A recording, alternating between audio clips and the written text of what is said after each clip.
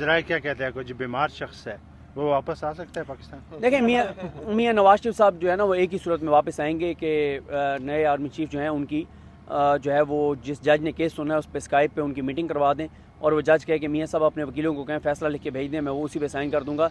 इससे कम गारंटी पे मियाँ साहब कभी भी पाकिस्तान वापस नहीं आएंगे।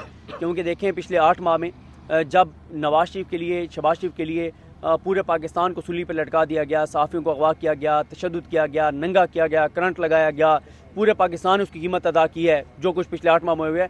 अगर वो बाजा साहब के होते हुए नहीं आए ना, तो आते अगले आर्मी चीफ के भी होते हुए इतनी आसानी से नहीं आएंगे वो, क्योंकि वो बुज़दिल हैं, उनको खौफ है कि कहीं ये ना हो कि मैं हूँ और जेल चला जाऊँ। अगर आर्मी चीफ अपना वज़ीर-ए-आज़म बनाया जाता है उनको, फिर भी आ सकते हैं?